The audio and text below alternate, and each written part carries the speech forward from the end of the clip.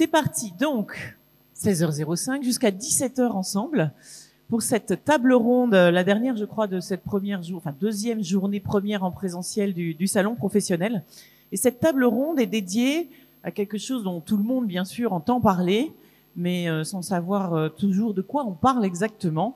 Et nous allons parler des métiers de la transition écologique et numérique, en particulier sur la métropole bordelaise. Pourquoi ? Parce que ça peut être quand même, quand on est en phase de transition, comme beaucoup d'entre les personnes présentes, des terrains d'atterrissage non seulement utiles, pertinents, intéressants, mais en plus peut-être en phase avec une recherche de sens, avec des valeurs qui sont les vôtres. Donc l'intérêt de s'intéresser à ce sujet. Alors pour en parler, nous avons 4 invités que j'appelle à me rejoindre. Nadia Sadi, qui est adjointe au maire, Séverine Roux de l'APEC, Eva Manel de la Maison de l'Emploi et de l'Entreprise et Agathe Dufour. Merci de les applaudir. Vous pouvez vous installer dans l'ordre qui vous convient.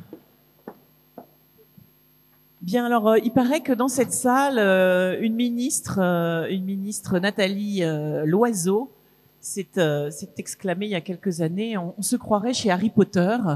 Effectivement, donc évidemment 55 minutes, mesdames, pour parler de ce sujet vont être assez courtes. On aurait besoin de plus de temps. Il y a d'autres rendez-vous, on vous en parlera pour explorer tout ça.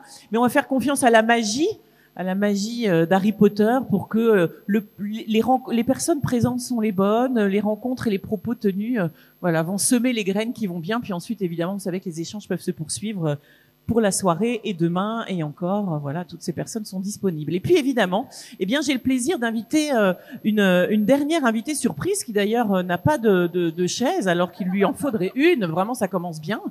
Et qui s'appelle, j'ai l'honneur d'appeler Madame Pénélope Berthier à nous rejoindre. Ma duo préférée. Alors Pénélope, vraiment. Ça commence bien. Enchantée, bonjour. Je vais représenter chacune, mais Pénélope Berthier est donc, elle, experte en RSE appliquée à soi-même. RSE, responsabilité sociale et environnementale, appliquée à soi-même. Voilà. Donc, nos 5 expertes du jour pour partager leur vision sur ces métiers de la transition écologique et numérique. Alors, je vais commencer, ce que je proposais, c'est qu'on commence par poser un peu le paysage, de quoi on parle exactement, quels sont les métiers dont on parle, parce que moi j'ai entendu métier vert et métier verdissant. Alors, je sais pas si tout le monde maîtrise, mais je trouve que c'est intéressant d'avoir aussi quelques chiffres. Et peut-être que je vais demander donc à nos 2 acteurs institutionnels, les spécialistes de la mise en relation aussi entre les emplois, les métiers, les employeurs et les employés, et les chercheurs d'emploi, les gens en transition, à Séverine Roux et Eva Manel de s'exprimer en premier sur ce sujet. Peut-être Eva, d'ailleurs, pour commencer. J'ai aussi choisi de vous raconter un peu leur parcours parce que ça donne toujours de bonnes idées. Donc Eva Manel, vous êtes chargée de projet transition écologique à la Maison de l'Emploi et de l'Entreprise. Donc au départ, vous avez une formation de diplôme d'ingénieur environnement avec une spécialité économie circulaire et puis vous avez fait un service civique sur la transition écologique et un master 2 en prévention des risques. Donc vous voyez que là, quand même... il y a du lourd, attention. Et vous avez été recruté à la Maison de l'Emploi pour créer une cellule d'aide aux associations et aux TPE en particulier pour orienter justement sur la RSE. C'est-à-dire que quand on est soi-même en transition, on ne sait pas forcément où donner de la tête, comment chercher, comment se renseigner, mais quand on est une entreprise ou une asso, c'est pas tellement mieux. Donc voilà, vous servez à ça. Alors, je sais que vous avez préparé comme ça quelques données, quelques chiffres pour nous parler un peu du paysage de ces métiers qui apparaissent ou qui se transforment. Merci beaucoup en tout cas. Pour commencer un petit peu sur les définitions, c'est vrai que dans un premier temps, donc, il y a eu la notion de métier vert. Donc c'est des métiers qui ont été créés avec cette transition écologique, ce changement. On est sur 3 grands secteurs, la production et la distribution d'énergie, énergie renouvelable aussi, l'assainissement et la gestion des déchets, qui est devenu un grand secteur aussi clé avec les années, et donc aussi le secteur de la protection de la nature et de la biodiversité. On est sur des secteurs, comme on parle donc sur le salon professionnel, de la répartition aussi de genre, sur des secteurs qui sont plutôt masculins, mais qui n'empêchent que les femmes ont tout à fait leur place aussi. Et justement, la part féminine est plutôt entre guillemets en expansion sur les parts ingénieurs et droit environnement ou ce genre de choses. Après, on a aussi donc les métiers ce qu'on dit verdissants. Donc c'est les métiers qui sont déjà existants et qui vont intégrer des enjeux environnementaux et sociétaux avec les années et l'évolution de notre société. Et donc là, il y a de grands secteurs qui sont concernés, le secteur du BTP, le secteur de l'industrie, mais on a aussi des secteurs comme le tourisme, l'achat, le commerce, qui vont être concernés et où la part féminine est assez, la part de femmes est assez grande. Et on a donc pour transiter et finir un peu sur cet état des lieux, cette notion de RSE, donc responsabilité sociétale des entreprises, où de nombreux métiers se créent, consultants RSE, experts RSE, la notion de bilan carbone, comment j'évalue mes gaz à effet de serre, donc mes GES, mon empreinte et mon impact. Voilà, c'est des notions qui sont de plus en plus présentes et qui de par la réglementation, deviennent obligatoires dans certaines, vu que moi mon profil est plutôt vis-à-vis des entreprises, obligatoires, et donc voilà, on va dire que l'offre d'emploi se développe sur ce secteur. Voilà, de toute façon, on a plus trop le choix, en tout cas en tant qu'entreprise. Voilà. J'ai appelé tout à l'heure la responsabilité sociétale et environnementale plutôt que des entreprises, parce que je trouve que finalement, elle concerne tout le monde aujourd'hui, et c'est le constat qu'on fait. Hein, alors peut-être je vais interroger maintenant Séverine Roux. Alors dire quelques mots aussi de votre parcours, parce que c'est toujours intéressant de savoir. Vous avez travaillé au départ en OPCA à l'époque, hein, ça s'appelait OPCA, je sais pas si tout le monde sait, mais maintenant les OPCO, n'est-ce pas? Voilà. Puis vous avez été assistante de direction à l'APEC pour les relations entreprises. Et vous avez aussi fait une formation à l'école du recrutement, par exemple. Et tout ça, aujourd'hui, vous permet d'accompagner les TPE et les PME, principalement, dans la sécurisation de leur recrutement. Donc, c'est vraiment votre spécialité, cette mise en relation. Et vous travaillez avec les entreprises sur la définition, justement, de leurs besoins, de leur marque, et même parfois de la promesse employeur, notamment autour de ces nouvelles valeurs qui apparaissent et qui donnent du sens. Vous rédigez les offres, vous allez sourcer les candidats, vous mettez en relation. Voilà, alors là aussi, métier verdissant, métier vert, est-ce que vous avez des exemples complémentaires ou des observations complémentaires à nous donner? Alors, je pense que Eva a déjà bien défini ce qu'étaient les métiers verts et les métiers verdissants. Peut-être juste... Parlez bien dans le micro pour qu'on vous entende, oui. Voilà, jusque loin. Peut-être juste rajouter, métiers verts, ce sont des métiers dont la finalité où les compétences sont mises au service de l'environnement. Voilà, sont directement demandent des compétences techniques directes et sont au service de cette transformation-là. Exactement. Et ce que l'on peut observer aujourd'hui, de par une étude qui est sortie de l'APEC en septembre 2022, on a entre 2020 et 2022 22% des offres qui aujourd'hui concernent des offres liées à des emplois verts. D'accord, donc directement lié à ce secteur d'activité. Oui. Et du coup, par différenciation, le métier verdissant? Alors, le métier verdissant... C'est charmant, je trouve d'ailleurs, comme expression. Ça. Les métiers verdissants, on entend par là les métiers dont la finalité n'est pas liée à l'environnement, mais qui va inclure des blocs de compétences, des briques de compétences qui vont répondre aux enjeux environnementaux. Il y a pas mal de réglementations en cours sur notamment la sobriété énergétique, sur les moteurs thermiques qui vont ne plus exister d'ici 2030, je crois, je sais plus.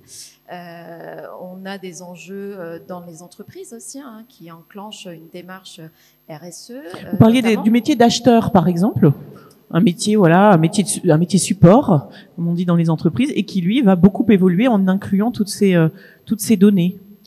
Exactement, il n'y a pas que le métier d'acheteur, mais le métier d'acheteur aujourd'hui, lorsqu'il va consommer, enfin acheter, il va s'intéresser peut-être à du local en priorité, en fonction de ce qu'il achète, peut-être regarder la durabilité du produit.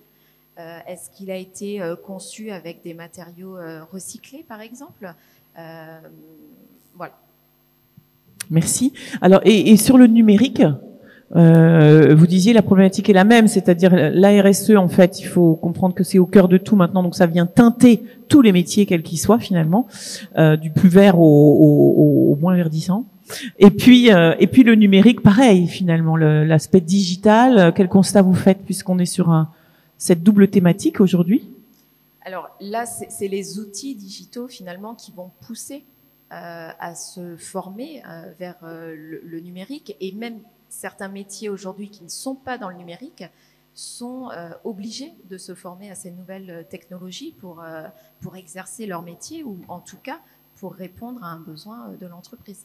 Très bien. Et vous me disiez quelque chose d'intéressant en préparant, c'est que finalement, que ce soit en RSE ou dans le numérique, toute compétence cadre, puisque vous c'est de celle-ci que vous vous occupez aujourd'hui, toute compétence est valable à peu près 2 ans en fait, et que de toute façon, il y a à réinterroger, à renouveler, à transiter, à transitionner ou à se former en permanence. Le marché de l'emploi va très très vite. On l'observe de par les besoins des entreprises qui évoluent. Donc, le conseil que je peux donner à une entreprise aujourd'hui, lorsqu'elle recrute quelqu'un pour remplacer une personne qui a souhaité une mobilité interne ou qui a de nouveaux projets professionnels, c'est de vraiment analyser son besoin, puisque le poste peut avoir évolué en fonction de l'activité de l'entreprise. Donc, se reposer les questions en permanence, puisque on s'aperçoit qu'une compétence dure 2 ans. Merci. Alors, un autre aperçu, autre point de vue, celui d'Agathe Dufour, qui travaille aujourd'hui chez OnePoint, et qui peut-être va compléter un peu sur son parcours à partir de ce que je vais dire, et qui pourra nous donner elle aussi des exemples de métiers en fait autour du numérique en particulier chez OnePoint. Donc voilà, vous êtes aujourd'hui business owner chez OnePoint d'une certaine plateforme, elle va vous raconter, et puis chef de projet pour le développement de territoires intelligents et durables. Donc OnePoint, c'est vraiment leur compétence, c'est une très grande entreprise aujourd'hui qui accompagne toutes ces transitions. Donc c'est votre métier. Vous avez un pur métier vert, quoi. On pourrait dire ça comme ça. Alors, en quelque sorte, oui, effectivement, je pourrais qualifier aujourd'hui que j'accompagne les territoires dans leur transition écologique et sociale grâce à des outils numériques. Vous êtes dans la partie conseil, je veux dire. On est dans la partie conseil, mais autour de nous, chez OnePoint, c'est tout un tas de jobs, de métiers qui sont liés à la transition écologique au travers du numérique. Ça va être aussi des développeurs qui vont travailler autour de la conception de plateformes, qui vont aider justement les territoires à piloter leur transition écologique au travers de la donnée qui va être récoltée sur tout ce qui est enjeu des territoires à remplir, des plans climat, air, énergie en particulier. Donc on va avoir besoin de consultants qui vont accompagner le secteur public, qui vont récolter aussi de la donnée privée, qui vont faire du développement numérique. Donc on va avoir des développeurs de tout style. Je ne vais pas rentrer dans le détail du type de développeur dont on a besoin, Java, etc. Mais ça va pas forcément parler. Ça va être des Puis testeurs. Dans 2 ans, ça a changé déjà. Bon. Voilà, donc en fait le numérique va assez vite. Maintenant, on a les moyens de former en interne. En tout cas, dans mon entreprise, il y a énormément de formations qui existent. Si vous avez une appétence vers le numérique, moi je viens pas du tout du domaine du numérique à la base. Oui, vous étiez chez Veolia d'abord, puis qualiticienne en fait. Exactement, je viens du monde de l'industrie et après je me suis dirigée vers Veolia pendant 8 ans où j'ai travaillé dans un bureau d'études dans la conception d'objets connectés pour les villes, donc qui touchait des enjeux environnementaux puisqu'à la base la technique et la technologie va rentrer au service de cette transition écologique pour récolter de la donnée et faire du meilleur pilotage. Et alors concrètement, par exemple, comment vous est venue l'idée de postuler chez OnePoint? Alors comment vous est venue peut-être l'envie de changer de chez Veolia et pourquoi? Ça c'est toujours intéressant aussi. Et puis un milieu très masculin aussi. Et comment vous est venue l'idée et concrètement ça a été quoi la passerelle? Puis après on va reprendre plein d'autres exemples et de bons conseils et on donnera la parole bien sûr à Nadia Sadi qui a la vision même du citoyen aussi et tout l'enjeu justement de ces territoires. Comment ça accompagne ces transitions? Alors, j'ai passé 8 ans, du coup, dans une filiale de Veolia. C'est vrai qu'au bout d'un moment, on a envie je dirais pas se reconvertir, mais de changer un petit peu. On arrive à des stades où on arrive un peu à tourner en rond sur des thématiques. Moi, j'avais envie de changement et j'ai découvert cette société qui s'appelle OnePoint il y a un peu plus d'1 an maintenant. Une société qui est très inclusive, qui qui est déjà plutôt dans un management transversal. Donc, on va avoir que 3 niveaux de hiérarchie, qui va permettre à chaque salarié de pouvoir entreprendre en interne, qui offre un large panel de formations diverses et variées. Vous pouvez retrouver des animateurs, des personnes qui font de la technique très forte, des consultants sur des thématiques globales, enfin, tout ce qui arrive dans différents secteurs d'activité. Et moi, en fait, ils cherchaient du coup à Bordeaux. Donc je suis dans la communauté sud-ouest, donc où il y a environ 400 collaborateurs aujourd'hui entre Bordeaux et Toulouse. Ils cherchaient donc du personnel pour gérer des projets justement dans la transition écologique et ce qu'on appelait la Smart City. Maintenant, c'est plus du coup tout ce qui est territoire intelligent et durable. Et du coup, j'avais cette composante un peu métier grâce à Veolia. Et je me suis permise de poster mon CV et on m'a très très vite pris en charge avec des entretiens qui sont très rapides. D'ailleurs, en 15 jours, j'ai été embauchée. D'accord. Donc, vous nous en reparlerez peut-être tout à l'heure, mais effectivement, ces transitions numériques écologiques donnent lieu à des métiers qui sont pas forcément techniques dans ces domaines, voilà, comme la facilitation, l'intelligence collective, l'animation d'ateliers, enfin tous ces métiers-là qui sont nécessaires finalement à une équipe projet qui se constitue dans la partie conseil pour de l'accompagnement des transitions. Donc ça aussi, ça peut donner ouvrir des perspectives. Alors Nadia Sadi, merci d'être là avec nous et de nous offrir certainement le regard à la fois le plus global et le plus local et le plus terrain aussi de ces transitions, comment ça se traduit sur le territoire et en particulier dans la métropole. Vous êtes adjointe au maire de Bordeaux, en charge de l'accompagnement des mutations économiques. Et vous m'avez dit, en français dans le texte, la transition écologique des entreprises. Là aussi, voilà, pour faire simple.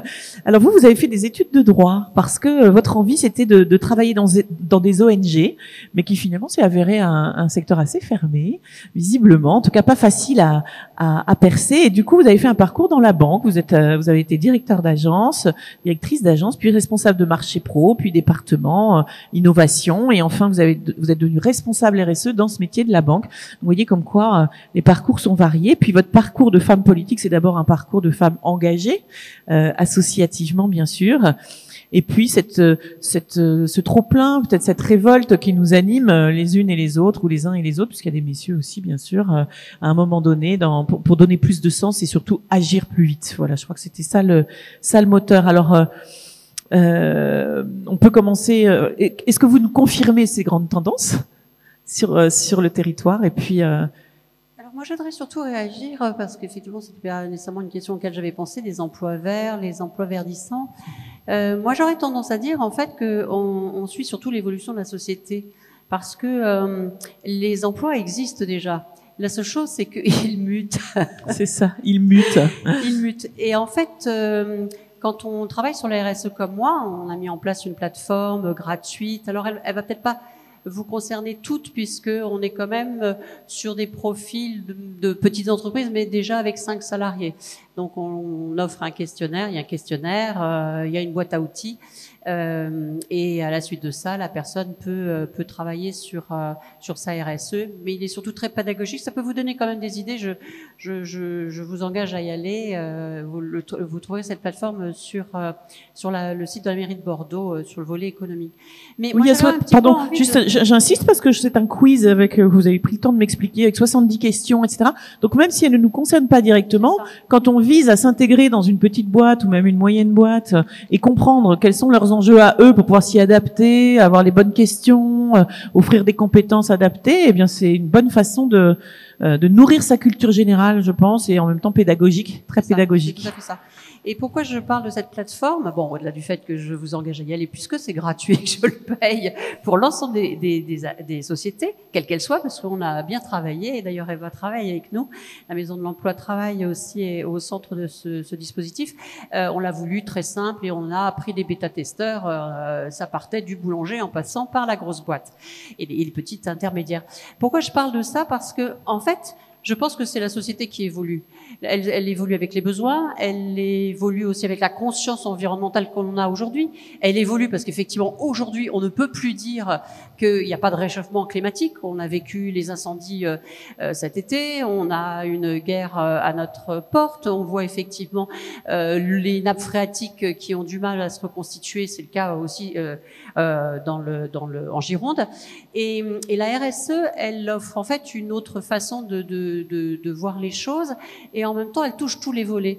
Donc, quand on parle d'emploi verdissant ou vert, je dirais pas tellement.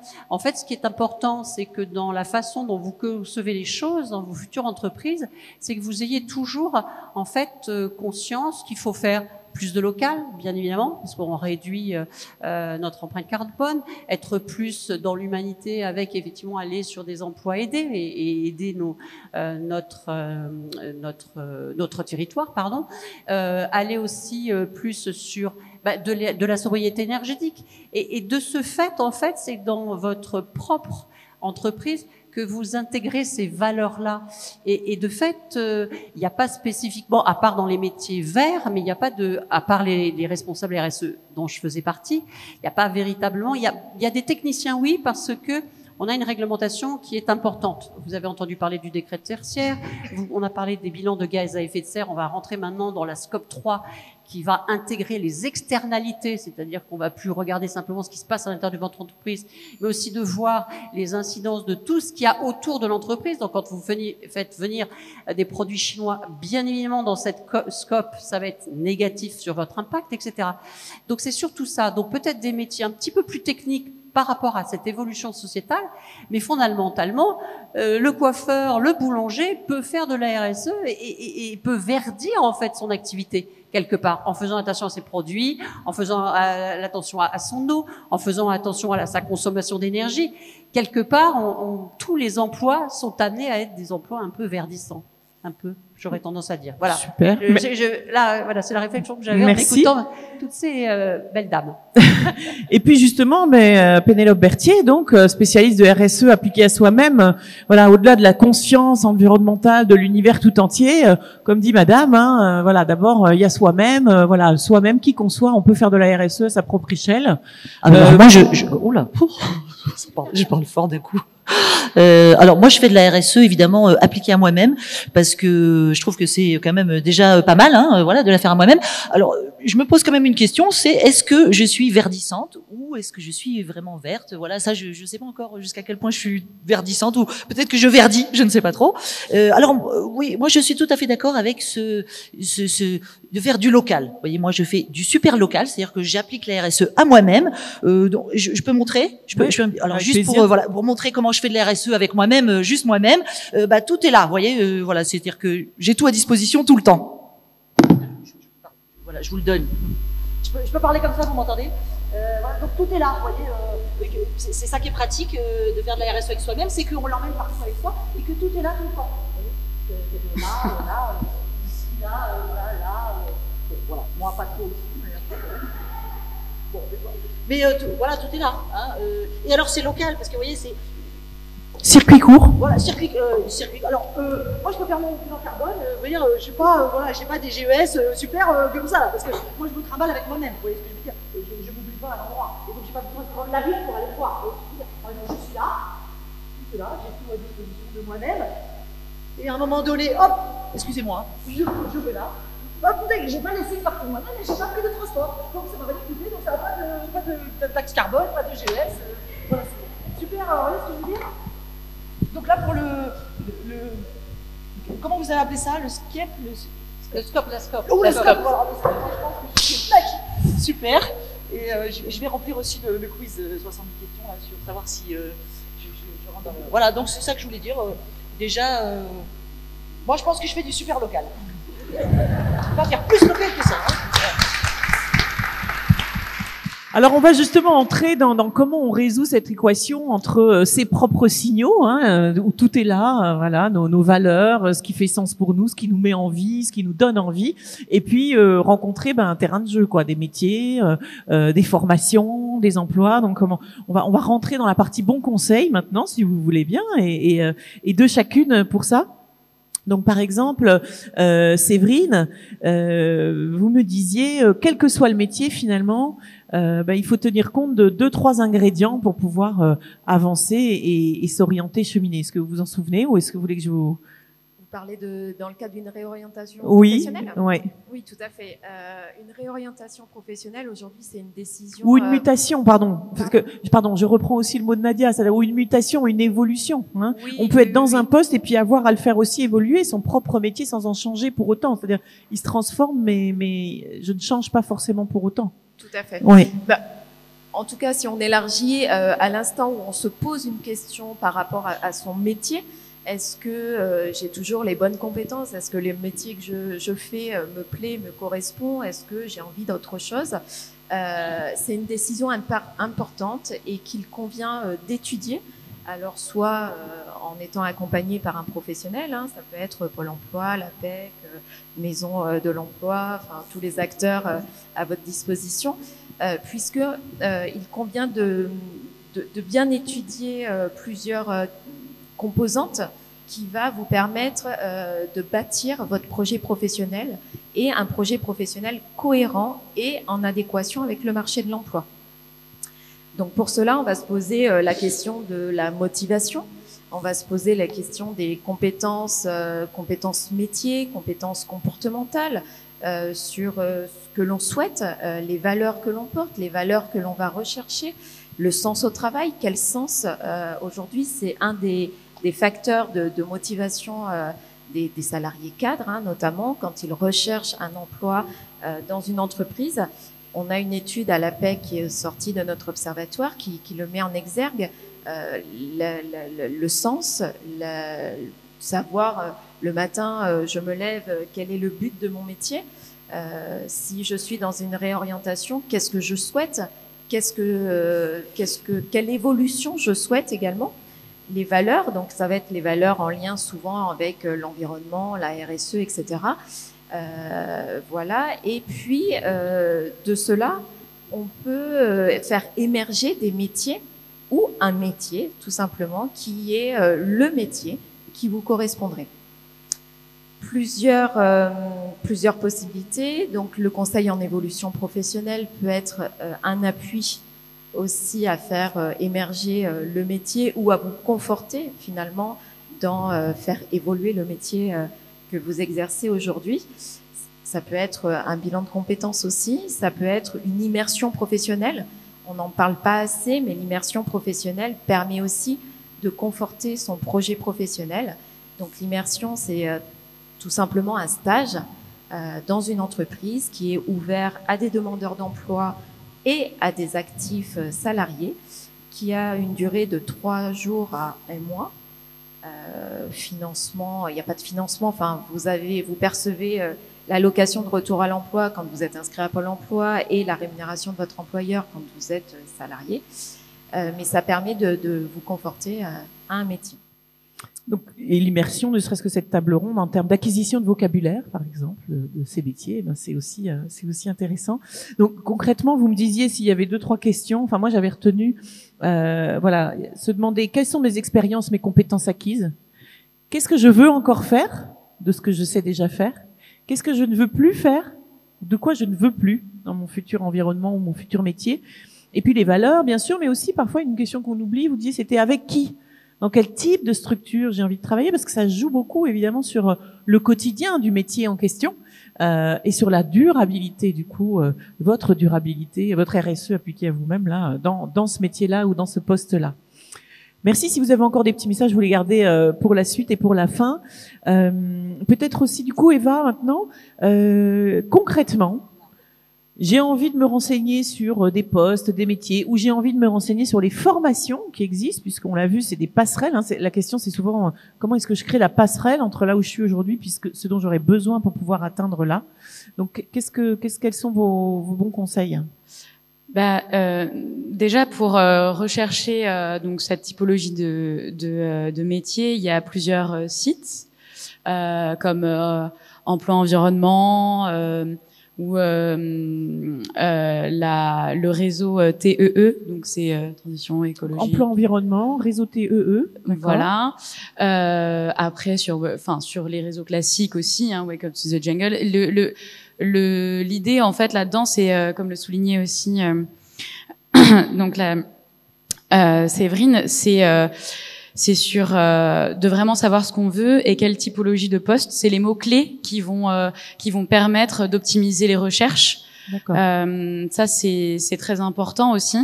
Et puis pour se former, alors par exemple, si on veut partir sur de la reconversion plus vers de la RSE, c'est totalement possible. Il y a plusieurs formations qui sont délivrées, mais il y a aussi des MOOC. Donc c'est des MOOC. Non, mais c'est parce qu'avec le micro, on n'entend pas très bien. Donc en plus, donc à ne pas confondre avec des books, ni des books qui font, ni des books qu'on lit. Vous voyez, c'est les MOOC. Voilà, des cours en ligne interactifs et enfin parfois interactifs et aussi gratuits qu'on peut faire donc en dehors de son temps de travail habituel et qui nous permettent aussi de se sensibiliser avec ces notions-là, qui permettent aussi de comprendre réellement les enjeux. Moi, je pense que sur la RSE, il y a aussi une demande de polyvalence. Donc, quand on est très technicien ou technicienne de son ancien métier, par exemple dans l'industrie ou dans le BTP, partir après sur de la RSE, c'est totalement possible. Bien sûr, ce qu'il faut, c'est vraiment être motivé, être en adéquation avec ces valeurs-là, et puis souhaiter le porter parce que c'est un grand travail, c'est un gros travail de porter les valeurs de la RSE dans une entreprise. Et donc voilà, il faut être aussi en être conscient et consciente quand on veut se lancer dans ces thématiques et métiers. Et donc voilà. Après sur les immersions aussi, c'est quelque chose de très intéressant. Moi, sur mon expérience avec le service civique, c'est vrai que on se rend toujours mieux compte des choses quand on les vit. Et donc voilà, je pense que c'est une. On peut même peut-être, enfin c'est une idée qui me vient comme ça, elle est peut-être totalement saugrenue, mais je me dis on peut peut-être même parfois demander à un ami ou demander à une amie qui bosse dans ce genre de boîte ou je ne sais pas, de dire bah tiens, et si je venais passer un jour ou deux avec toi, juste comme ça en petite souris, juste pour m'acculturer, ne serait-ce qu'à ce type de boîte ou alors ce type de métier, le genre de vocabulaire, enfin parce que tout ça s'apprend pas, on n'a pas la science infuse là-dessus. Alors c'est intéressant parce que vous parlez d'un premier frein souvent qui peut être un piège un peu, l'idéalisme quoi. On idéalise un peu la RSE, on se dit que c'est génial, on va pas en faire des grandes choses et tout ça. Puis la réalité, c'est que ça se cherche encore et ça tâtonne encore et que la mutation des modèles économiques est pas si simple non plus pour les boîtes. Donc tout ça c'est encore un peu balbutiant. Donc on fait partie du balbutiement souvent dans l'histoire. Et puis en préparant aussi, vous me parliez d'un deuxième frein qui est parfois mais c'est pas pour moi. Parce que je connais pas, parce que moi le développement informatique j'y connais rien. Si on pense numérique par exemple, enfin voilà. Donc comment est-ce que vous Agathe, vous pourriez nous parler des freins, nous inciter à ne pas avoir peur en fait, d'oser créer des passerelles, se renseigner. Alors, pour ma part, c'est vrai que j'ai eu pas mal d'expériences dans ma vie où j'ai eu de l'audace. En fait, je pense qu'il faut pas se créer de barrières, surtout quand on est une femme. On se met beaucoup trop de barrières par rapport à ces messieurs, et on développe très souvent le syndrome de l'imposteur en se disant non, c'est pas possible. Alors attends, juste une seconde parce que Pénélope Berthier a quelque chose à dire sur le syndrome de l'imposteur. Oui, je l'ai déjà dit, mais l'année dernière au même endroit. Oui, je l'ai déjà dit au même endroit. Mais je trouve que le syndrome de l'imposteur, comme son nom l'indique, s'adresse aux hommes, parce qu'on dit le syndrome de l'imposteur. On n'a jamais dit le syndrome de l'impostrice ou de l'imposteuse ou je sais pas quoi. Donc je veux dire, ça ne nous concerne pas du tout. Donc je ne vois pas pourquoi on ramène toujours au syndrome de l'imposteur, alors que voilà. Donc disons sinon le syndrome de l'impostrice ou de l'imposteuse, je sais pas comment on dit. Voilà. Donc laissons ça aux garçons. Excusez-moi, monsieur, vous êtes tout seul, mais on vous le donne, voilà. On vous le laisse. Pour tous les autres qui sont là, je sais pas, voilà. Le monsieur aussi qui est là. Et il assume en plus, parfait. Comme ça, il prend tout sur ses épaules et nous, ça ne nous concerne plus. Voilà, nous, on n'est pas du tout concernés par le sujet. Alors, on va éviter de le stigmatiser. Non, j'ai quand même été accompagnée, et très bien accompagnée aussi par la gente masculine, mais c'est vrai qu'on se met souvent des freins quand on est une femme, de pas oser aller chercher des métiers qu'on dit techniques. C'est vrai que les métiers dans l'environnement, comme je le disais tout à l'heure, Eva, c'était voilà des métiers quand même très verticaux dans la gestion des déchets, l'eau, etc. On le raccorde. Le bâtiment, on le raccorde systématiquement à des hommes très forts qui vont sur le terrain, etc. Aujourd'hui, on a besoin de femmes de terrain, de femmes qui aiment ça, de femmes qui aussi peuvent être chefs de projet ou chef tout court, chef d'équipe, voilà, qui savent très chef bien, d'elle-même aussi déjà. Ouais. Voilà. Et donc vis-à-vis de moi et de mon parcours, je me suis toujours dit, je vais essayer de pas me mettre plus de freins que ce que j'ai déjà au fond de moi, et donc essayer d'oser et de postuler, et je n'ai rien à perdre. Et finalement, je suis toujours assez bien tombée, même si j'ai eu des moments dans ma vie professionnelle pas forcément toujours faciles, mais je pense que l'audace est une chose à travailler pour pouvoir oser et proposer surtout. Voilà, dans le numérique, on propose, on vous écoute. Dans la RSE, voilà, ça englobe tous les métiers. Donc voilà, je pense qu'il faut vraiment oser. Donc avant de penser, ou au moment où vous entendez penser, ce n'est pas pour moi, vous remplacez par et pourquoi pas. Allons voir déjà, puis après on verra. Exactement. Très bien. Nadia, en discutant aussi, vous évoquiez cette féminisation, pas, des valeurs en fait portées par la RSE. Est-ce que là vous observez des choses vous sur les talents, les compétences qui sont mises à l'œuvre chez les hommes, chez les femmes? Comment? Alors j'aurais envie de rebondir, oui. Parce qu'on s'est dit beaucoup de choses toutes les deux, mais il y a beaucoup de choses aussi qui sont dites ici et qui me font penser aussi à autre chose. Parce qu'on a quand même, je pense, un public d'auto-entrepreneuses. C'est aujourd'hui un peu, auto-entrepreneuses ou petites entreprises pour ça qui démarrent. Je crois que ce qui est important, on a parlé tout à l'heure du bilan de compétences. Ce qui est important, à mon avis, c'est déjà de connaître ses forces et ses faiblesses. Bien s'analyser soi-même, c'est super important parce que ça va structurer après votre action. Donc savoir effectivement qui on est, ses forces, ses faiblesses, aussi bien à titre personnel que professionnel. Quand on parle des métiers en fait RSE, je me répète, il n'y a pas nécessairement, à part les cabinets de conseil RSE ou ceux que je parle qui sont des techniciens, la RSE, comme le disait madame, c'est nous-mêmes. On y croit, on n'y croit pas, et on l'incarne ou on l'incarne pas. Donc par rapport à ça, ce qui est important, c'est de se dire quelles sont mes forces, mes faiblesses, à titre personnel, et à titre professionnel, allez essayer d'analyser si vous avez été... je vais prendre l'exemple du numérique. Si vous êtes quelqu'un, un développeur par exemple, il n'y a pas de développeur RSE. Il n'y a pas de nouveau métier RSE dans ce métier de développeur. Mais en revanche, il existe quelque chose chez le développeur aujourd'hui, c'est le code. Il ne va plus coder de la même façon. C'est-à-dire que là où avant, il mettait des parenthèses, des surparenthèses, et vous faisiez des lignes de code qui sont très lourdes à être absorbées par les serveurs, aujourd'hui, on a même des communautés qui s'éclatent à faire du code, mais très limité, en limitant en fait le codage, font de la RSE et aident la planète.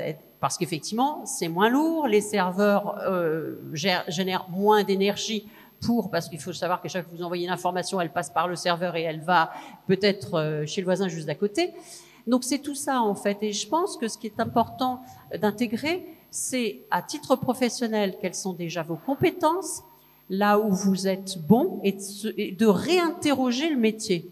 Le métier, je disais tout à l'heure, de coiffeuse, se réinterroger le métier de développeur, se réinterroger le métier du BTP, parce qu'on a Batifam, d'ailleurs, elles sont super, des femmes qui vont dans le BTP, et c'est pas un problème. Elles ont conscience d'avoir des compétences, elles ont des choses à dire, et elles développent quelque chose. Et pour répondre un peu à votre question, alors je vais pas faire de sexisme à l'envers, mais je pense quand même que les femmes, dans la RSE, ont quand même un peu plus d'affect, un peu plus de sensibilité, un peu plus d'intuition que certains hommes qui sont plus... je veux pas caricaturer, mais je voilà, parce que moi je pense que dans le monde il faut les deux. Voilà, il y en a pas un qui chasse l'autre jamais. Je suis pas féministe pour ça. D'ailleurs mon mari le sait bien, il fait tout à la maison. Il y est d'ailleurs en ce moment. Voilà. Donc il y a vraiment l'idée de se dire. Enfin oui, je pense que la femme a ça. L'intuition du vivant, peut-être. Alors, voilà, peut-être le vivant, parce que, alors, est-ce que c'est, je fais peut-être de la psychologie de comptoir, mais la femme est potentiellement porteuse de vie, Et je pense qu'elle a un regard sur l'autre, un regard sur la nature, un regard, oui, sur l'humanité qui est différente. Et c'est ça qui lui donne cette sensibilité qu'on va retrouver dans la RSE et qui lui permettra d'avoir ce regard de travers et ce regard alternatif. Voilà, donc je vois quelqu'un lève les mains, je sais pas s'il y aura des questions après. Si, on va pouvoir prendre des questions. Voilà, là c'est vraiment un vécu. Moi je vivais dans un monde d'hommes, voilà, la banque, en plus la finance. Il a fallu que je trace aussi mon sillon. Ben j'y suis arrivée parce que j'étais droite, alignée. Je savais où je voulais aller. Je savais ce que la limite de mes compétences et mes limites. Et j'ai essayé sur cette base-là. C'est important que vous vous posiez des questions sur vous-même et que vous croyez en vous, mais reposez-vous sur vos forces, parce que ça, personne ne pourra vous les voler. Et c'est par rapport à ça que vous pourrez affronter tout ce qui peut se présenter. Vous voyez, moi, j'ai pas loin de 60 ans, je me suis lancée en politique, je connaissais rien du tout. Je pense m'en sortir un peu, mais c'est compliqué, mais il faut y croire. Il faut croire en ce que l'on est. Voilà, sa singularité, hein. Chacun est unique. Pénélope Berthier, c'est pas vous qui allez dire le contraire. Alors exactement, moi en tant qu'experte de la RSE appliquée à moi-même, moi je fais moi-même. Enfin, j'essaye de faire moi-même tout le temps, le mieux possible que je peux en permanence. Voilà. Et je connais parfaitement, j'essaye de connaître parfaitement mes forces et je me dis bon voilà, moi-même, vous voyez, il y a que moi qui sais le faire. Je défie, hein, si vous voulez, pour essayer. Pour essayer de faire moi-même, pour essayer de faire Pénélope Berthier, mais à mon avis, je vous gagne à tous les coups, voilà, parce que moi, je sais super bien faire moi-même et je le fais de mieux en mieux, même si je me remets en question, hein, je me pose des questions, je mute à l'intérieur de moi-même, je m'envoie des, voilà, bon, moi, je m'envoie des messages, mais pareil, hein, j'utilise pas les big data parce que ça prend beaucoup d'énergie, et alors le temps que ça arrive, alors hop, je les envoie moi-même comme ça, je touffe et ça revient comme ça aussi, mais j'essaye tout le temps de faire moi-même au maximum, et je me suis aperçue que finalement faire moi-même c'est ce que je sais faire de mieux, donc c'est pas mal, hein. Non? Je le fais bien, non, moi-même ou pas? Oui, hein, c'est pas mal, voilà, c'est pas mal. Voilà. D'ailleurs, comme vous, hein, vous faites très bien, vous. Vous aussi, vous faites alors vous, Madame Camille, vous faites super bien vous, ça, c'est sûr. Hein. Extraordinaire. La singularité, voilà, s'appuyer sur notre singularité, c'est ce que vous disiez aussi, Nadia. C'est-à-dire que un peintre qui va intégrer dans sa façon, un peintre en bâtiment, hein, un peintre que vous pouvez appeler peut-être chez vous, voilà, va développer un avantage concurrentiel s'il intègre à sa façon d'exercer son métier peut-être d'autres talents qui n'ont d'ailleurs pas grand-chose à voir au départ, ou dont on se douterait pas qu'ils puissent trouver une place. Et finalement, c'est ça qui va le rendre différenciant ou différenciante. Hein. Donc voilà, utiliser absolument nos singularités. Ne pas trop être en silo aussi à l'intérieur de nous, et parfois ça vient mettre de la créativité dans la façon d'exercer un métier et du coup nous différencier. Alors je crois qu'il y avait quelques questions. Moi je propose, il nous reste pas tout à fait 15 minutes, donc je propose qu'on prenne 10 minutes pour des questions auxquelles on répondra rapidement, et puis on va se débrouiller. Et puis, oui, celui-là c'est pas mal parce qu'il n'y a pas de fil. Et puis vous gardez tout un petit mot pour la fin. Si vous voulez bien, vous réfléchissez à un petit témoignage, comme ça, un petit testament pour la fin, avec lequel on peut repartir. Voilà. Merci. Moi, c'était juste, en fait, pour faire un petit commentaire suite à ce que vous disiez. Ça commence par des choses toutes bêtes. Quand on est dans les bureaux, par exemple, si on est programmeur, la plupart des mecs ou même des filles laissent les ordinateurs ouverts. Donc, c'est pas nécessaire. Ensuite, on peut gérer bien aussi tout ce qui est la clim, et pas la mettre sans arrêt. Si on la met, il faut pas ouvrir les fenêtres, les lumières. Enfin, ça commence des fois par des choses en fait toutes simples. C'est pas forcément hyper compliqué, quoi. C'est comme Madame qui se gère elle-même, c'est la même chose. Merci. De toute façon, voilà, comme on peut pas s'occuper du grand système, hein, déjà s'occuper du plus petit système, c'est-à-dire soi-même, puis après de celui de juste à côté. Enfin, c'est le mieux qu'on peut faire. D'ailleurs, c'est la meilleure façon de lutter parfois contre ce qu'on appelle aujourd'hui l'éco-anxiété. Hein. Voilà, en fait, ce qui génère l'anxiété, c'est le sentiment d'impuissance à agir. Hein, donc, si je ramène ça à des espaces ou des terrains de jeu sur lesquels je peux agir, alors je retrouve mon pouvoir d'action et je peux me remettre en route. D'autres questions ou témoignages, remarques? Monsieur, alors on va pas s'en priver, hein. Je vous dis tout de suite, vous êtes deux quand même, je tenais à le dire. Non, simplement un commentaire, parce que je suis en minorité, mais on m'attaque, donc je vais un petit peu me défendre. Non, je plaisante. Non, je trouve que le RSE est un point important d'entrée pour les femmes, quelle que soit leur origine, quelles que soient leurs compétences, tout simplement pour une question de motivation et d'esprit. Nous, les hommes, on a une manière de réagir ancestrale, on a été éduqués de cette manière-là, dans une certaine façon d'apporter sur sur le marché des produits, dans quel que soit le domaine. Et je trouve que ici, c'est un message d'optimisme, de dire la femme, non pas en opposition, mais surtout en complémentarité. Nous sommes là pour faire avancer la planète, pour faire avancer un certain nombre de choses. Et pour terminer, simplement dire que la femme a plus de sensibilité pour remettre en question toutes les problématiques, comme dit Madame, du quotidien, comme de grandes choses. C'est un peu l'effet papillon. Une petite chose plus une petite chose peut devenir une grande chose. De grands projets aussi dans des grandes entreprises peuvent se développer. Et grâce aux femmes, des portes d'entrée pour des métiers, des portes d'entrée pour surtout une réflexion. Et surtout, le RSE, c'est une philosophie. C'est pas un métier. Et quand on dit RSE, responsabilité pour les entreprises, c'est surtout les responsabilités pour chacun. Et ça, pour nous, les hommes, c'est des fois un petit peu difficile à admettre puisqu'on est des fois trop porté sur l'entreprise et non pour soi-même. Voilà, merci. Merci. D'autres questions, remarques, compléments? Merci beaucoup. Monsieur, on a compris qu'il y en a une qui était très fière de vous à côté. Très chanceuse. Ah pardon, Thomas, excuse-moi. Ouais, un micro est en train d'arriver. Bonjour. Bonjour. J'aurais bien aimé avoir plus d'informations. Vous pouvez parler dans le micro bien, sinon là-bas ils n'entendent pas. Pardon. J'aurais bien aimé avoir plus d'informations sur comment trouver les métiers verts, vraiment verts, et les formations associées. Sur quel type de source est-ce qu'on peut trouver ça en fait, ou d'entreprise ou de... Séverine va répondre. Merci. Alors, je peux vous répondre. Tout à l'heure, je faisais le lien avec l'étude sortie par notre observatoire de l'emploi. Vous pouvez retrouver cette étude sur le site de l'APEC, apeccorporate.fr. Dans cette étude, vous retrouverez parmi un référentiel de 444 emplois qui a été soumis au ministère de l'écologie, 17 familles de métiers ont été considérés comme des métiers verts, ce qui correspond à 280 emplois. Donc, soit plus de la moitié finalement des métiers cadres. Voilà. Donc, l'étude de l'APEC. Je crois aussi, Eva, vous nous parliez d'un grand rendez-vous fin mai. Exactement. C'est ce dont j'allais parler aussi. Donc, il y a une étude qui est en train d'être menée sur les emplois verts et verdissants par Bordeaux Métropole et l'AURPA. Et on va aussi, donc, le grand rendez-vous pour ces métiers-là va avoir lieu le 23, 24 et 25 mai. À Bordeaux, hein. À Bordeaux, au Palais des Congrès, sur le carrefour des métiers des Assises européennes de la transition énergétique. Voilà. Il y aura 120 mètres carrés qui seront dédiés sur ce carrefour des métiers, justement pour aider à orienter, apporter des compléments d'information sur la formation et aussi des rendez-vous avec, pourquoi pas, des recruteurs. Donc, dans ces domaines-là. Donc, franchement, si c'est votre cas actuellement, je vous conseille d'y venir. Voilà.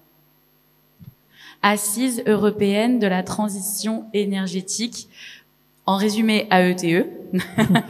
AETE, les Assises européennes de la transition énergétique. 23, 24, 25 mai au Palais des Congrès à Bordeaux. Voilà.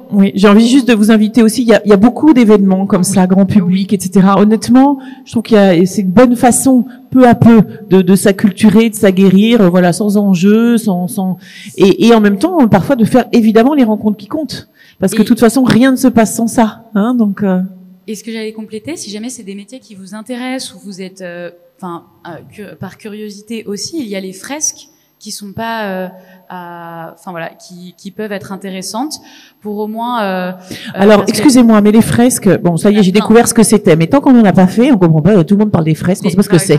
Donc, pouvez nous dire 2 secondes ce que c'est qu'une fresque du climat, une fresque des nouveaux récits, voilà. Voilà, il y a les fresques du climat, fresques du numérique, vu qu'on parle sur ces sujets-là, voilà. Fresques de la RSE. En fait, c'est donc des ateliers qui durent en moyenne 3 heures. Avec une première partie où en fait on va essayer de remettre un ordre chronologique et donc de comprendre les liens de cause à effet, que ça soit sur des thématiques comme le climat, sur le numérique, mais voilà, ça nous permet d'avoir des chiffres aussi et de vraiment prendre conscience Entrer en connaissance du sujet, en fait, et en général, vous êtes quoi, 10, 15 autour de la table, et du coup, c'est aussi l'occasion. Et c'est des ateliers qui coûtent pas très cher, parce que c'est fait à grande échelle aujourd'hui, ça dépend dans quel cadre. Mais parfois, ça dépend du cadre et de comment vous... À la maison de l'écologie, c'est gratuit, voilà. Donc, à mon avis, plus vous allez... À la maison de l'écologie, vous dites, c'est ça? Maison éco-citoyenne. La maison éco-citoyenne, vous voulez dire? Qui est sur les quais, là, hein? Oui. Maison éco-citoyenne, là, sur les quais au pied du pont de Pierre. Il doit y avoir des ateliers. Voilà, vous faites ça en groupe. C'est vrai, c'est un bon moyen. C'est que ça permet aussi de faire des rencontres des personnes dans ces domaines-là. Il y a beaucoup d'événements. Et on apprend des choses en même temps. Voilà, on apprend des choses. Merci. Une autre question, une dernière, peut-être? Oh, ça va. Oui, bonjour. Je voulais savoir, quand on a déjà créé sa société, parce que là, on parle de nouveaux métiers où on peut aller épuiser voilà, les sources, tout ça. Mais quand on a créé déjà sa société, auprès de qui on peut être conseillé pour faire comme un bilan par rapport à ce que l'on fait comme métier et comment on pourrait l'améliorer, qu'est-ce qu'on pourrait appliquer pour qu'il réponde aux... Allez-y Nadia, parce que vous avez aussi tous les acteurs institutionnels, la CCI, enfin voilà. Oui, bien sûr. Vous connaissez tout le paysage. Oui, la CCI, effectivement, pour les entreprises. La Chambre de commerce et d'industrie. Oui, Chambre du commerce et de l'industrie, la CMA pour la partie artisanale, la CRES pour la partie ESS également. Mais j'allais aussi rajouter quelque chose. Donc l'ESS, c'est l'économie sociale et solidaire. Non, mais j'en profite. Ah oui, pardon. Ça cultive un peu tout le monde. L'économie sociale et solidaire. K.O. Et non, je voulais aussi vous dire que là, très bientôt, rappelle-moi la date, 12, le lancement de la maison. Le 10 ? Ah, c'est demain. Oh ben oui, j'y suis demain. Demain, on va officialiser aussi la plateforme de la transition écologique des entreprises à la Maison de l'Emploi. Aujourd'hui, je vous parlais de la plateforme qui est virtuelle. Et demain, il y aura une cartographie. Demain, il y aura pas mal de choses qui vont évoluer sur la plateforme gratuite de la mairie de Bordeaux. Mais on a souhaité aussi avoir un volet humain. Et derrière un numéro de téléphone et un mail, donc on va attendre le lancement bien évidemment qui aura lieu demain, c'est Eva qui est derrière cette... un vrai Jean, une vraie personne. Une vraie personne. Wow. Et donc Eva, mais je vais la laisser prendre la main, a fait tout un petit diagnostic qui permet, quand vous allez l'appeler ou lui laisser un mail, de pouvoir un peu déjà qualifier les besoins que vous avez. Pardon, c'était une question qui était posée. Les besoins que vous avez, et elle pourra vous orienter vers différents dispositifs, puisque derrière, vous avez une sorte de râteau et de différents interlocuteurs dont voilà, elle a accès et qui permettra effectivement de bien vous orienter. Si y compris pour des sociétés un peu plus importantes que des TPE. Oui. Alors la cible, c'est TPE voilà, les petites entreprises. Les très petites entreprises, pour la simple et bonne raison que souvent c'est la typologie d'entreprises qui n'ont pas forcément les moyens humains et financiers d'avoir un conseiller en interne. C'est pour ça que ça a été cette cible-là qui a été choisie. Et donc, oui, donc avec la cellule d'aide à la transition écologique de la Maison de l'Emploi et de l'Entreprise, l'idée, c'est donc vraiment de faire un entretien avec où on va discuter ensemble et pouvoir, moi, vous donner de l'information sur le contexte réglementaire, vous acculturer sur certaines notions, et derrière, vous orienter vers les bons interlocuteurs, et surtout vous donner des interlocuteurs directs, parce que parfois on se sent un peu ballotté et perdu dans ce grand monde de la transition écologique et de la RSE, qui est vaste, varié et en constante évolution, comme on l'a très bien souligné. Donc voilà. Merci. Et puis évidemment les structures comme la CCI, etc. Voilà, accompagnent plutôt des entreprises déjà un peu plus développées en taille aussi. Hein, oui, alors il y a la taille intermédiaire quand même. Hein, il y a la taille intermédiaire, c'est pas si simple. Pour les intermédiaires, souvent il y a effectivement les grands sont très bien dotés, les tout petits peuvent avoir accès à des ressources assez gratuites, et puis les PME 20, 30, 40, c'est pas si simple. Voilà. Moi, je vois aussi, alors c'est vrai que j'étais responsable RSE dans un établissement bancaire, mais je vois aussi que beaucoup de personnes, quand je disais tout à l'heure qu'il y a des choses en vous, il faut aller les chercher, il y a aussi beaucoup de personnes qui se créent référents. C'est ça, oui, on peut repérer des talents et des énergies d'engagement. Exactement. Et c'est vraiment là, et donc c'est souvent les femmes d'ailleurs, c'est souvent là où effectivement des personnes au sein des entreprises elles-mêmes se dévoile en fait. Décide de prendre des tâches particulières, se mettre dans mode projet. Je connais une entreprise où c'est à l'heure du déjeuner, ils se réunissent et puis voient comment faire plus d'économies, etc., etc. Donc attention parfois. Alors je dis ça et en même temps, bon, j'étais un responsable RSE, mais si je n'avais pas eu, c'est quand même une chose à dire, si je n'avais pas eu au sein de l'entreprise à la fois la direction qui m'a accompagnée, puisque je dépendais directement de la direction générale, et surtout tous les salariés qui étaient là, que je connaissais parce que ça fait quand même de nombreuses années que j'étais dans l'établissement bancaire, on n'aurait pas fait de la RSE si la base n'avait pas rejoint, via mon intermédiaire, la direction. Mais vraiment, la force, elle est vraiment dans les salariés. Et créer ces deux connexions, ceux qui posent le plus de problèmes, ce sont les cadres. Et repérer peut-être, parce qu'ils ont l'impression qu'on leur prend leur boulot. Voilà. Et c'est avec eux que j'ai eu le plus de problèmes.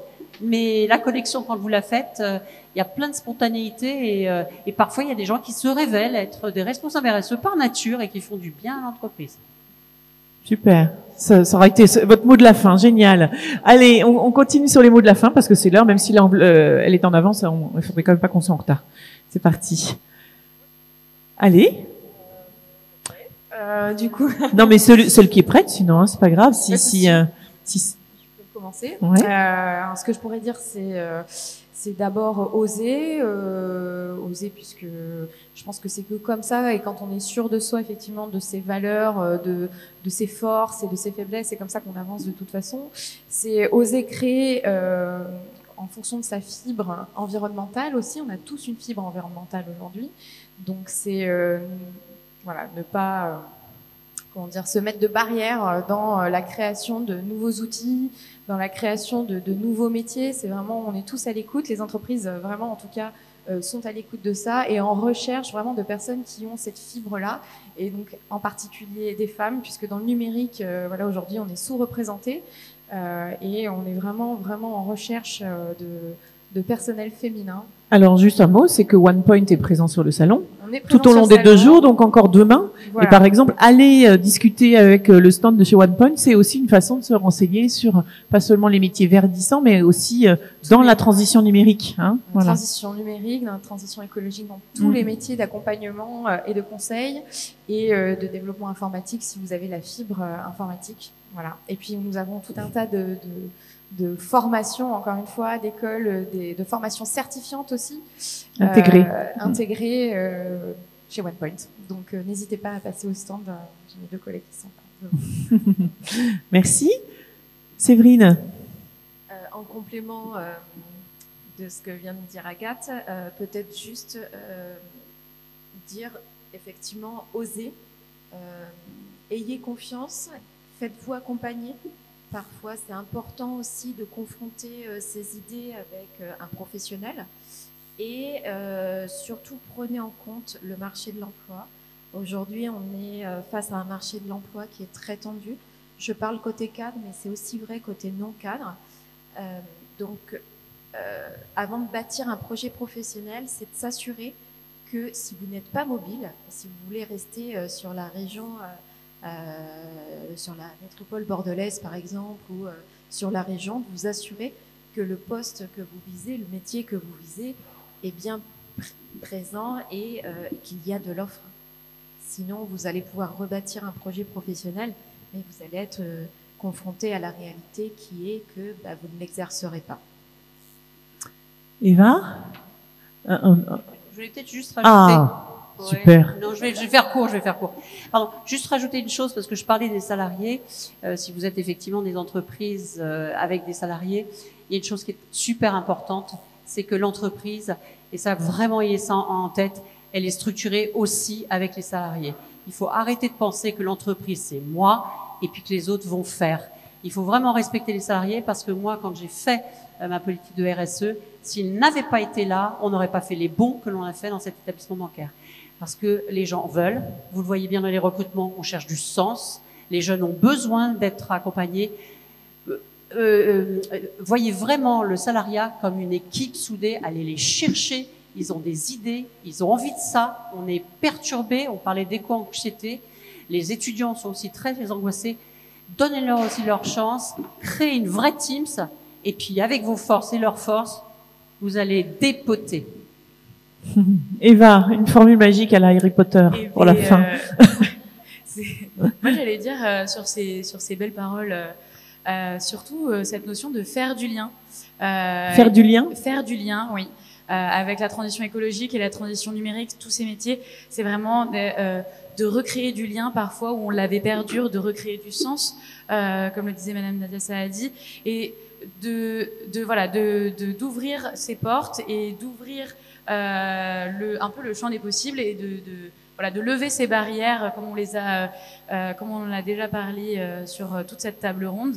Mais je pense que c'est très important dans ces métiers-là de se dire qu'en fait on ne va pas recréer quelque chose de nouveau, mais on va ouvrir des portes qui ont été parfois cloisonnées et du coup on va refaire du lien, on va faire de l'humain. Et on va tous être ensemble dans la bonne humeur, ça sera sympa. Voilà. Madame Pénélope, merci. Madame Pénélope Berthier, un petit mot de conclusion. Vous avez le droit de vous lever si vous préférez. Déjà, je suis très honorée de terminer. Alors évidemment, être humain, moi je suis tout à fait d'accord avec vous, Madame Eva. Moi j'ai dit osons être nous-mêmes. Hein, voilà, osons être nous-mêmes, osons faire de la RSE pour nous-mêmes, par nous-mêmes et avec nous-mêmes. Et je proposerai peut-être de faire des fresques de soi-même. Voilà, puisqu'il y a des fresques du climat, il y a des fresques de la RSE, on pourrait faire des fresques, même des auto-fresques de nous-mêmes, et donc du coup, voilà, nous auto-confronter, ou peut-être avec plusieurs personnes, faire une fresque de soi-même, pour être vraiment soi-même, et du coup, être parfaitement humain. Et un prochain rendez-vous quand même, le 25 avril, pour ceux qui voudraient progresser en RSE avec soi-même. Voilà, il y a un spectacle qui se donne le 25 avril à Bordeaux, c'est en local, c'est ressources, voilà, économie circulaire. Si vous voulez en savoir plus, vous pourrez en apprendre pas mal ce soir-là. Voilà, 25 avril à Bordeaux, avec Pénélope Berthier, ça s'appelle la gymnastique du saumon. Voilà. Bien, écoutez, merci à vous, vraiment. Voilà, pour cet engagement, ces exemples. Merci à vous aussi. Bonne suite à chacun, bonne journée encore demain pour continuer d'explorer. Bonne soirée.